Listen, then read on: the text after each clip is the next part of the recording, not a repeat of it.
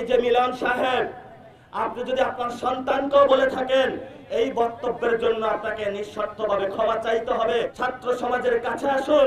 এই ছাত্র সমাজ আল্লাহ ছাড়া কাউকে পরোয়া করে না। মিলন টিলন আমাদের দেখায় সময় নাই। হাঁটু পরিমাণ পানি, কোথাও গলা পরিমাণ পানি। তারা বলছে আজকের পরীক্ষাটা স্থগিত রাখার জন্য।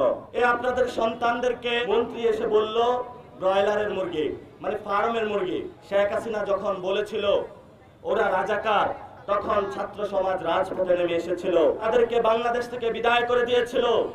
এই যে মিলন সাহেব, আপনি যদি আপনার সন্তানকেও বলে থাকেন, এই বক্তব্যের জন্য আপনাকে নিঃশর্তভাবে ক্ষমা চাইতে হবে।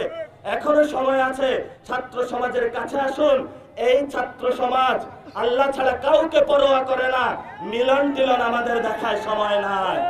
আপনারা জানেন দক্ষিণবঙ্গে বন্যা হচ্ছে, 51 জন লোক মারা গিয়েছে, 1,20,000 গবাদি পশু পানির নিচে হারিয়ে গিয়েছে। আমরা ত্রাণ মন্ত্রীকে ওই জায়গায় দেখলাম না, প্রধানমন্ত্রীকে দেখি নাই, কোন মন্ত্রীকে দেখি নাই। তারা এসি রুমে বসে আনন্দ উল্লাস করছে, বাংলাদেশের মানুষকে হ্যায় করছে। তারা মনে করেছে আমরা 200 সিট পেয়েছি, এই তো আমাদের ক্ষমতার মস্তক। যেই জনতা ক্ষমতার মস্তকে বসাতে পারে, ক্ষমতার মস্তক থেকে টেনে হেসে আবার নামাতে পারে, এটাই হলো বাংলাদেশের জনগণ।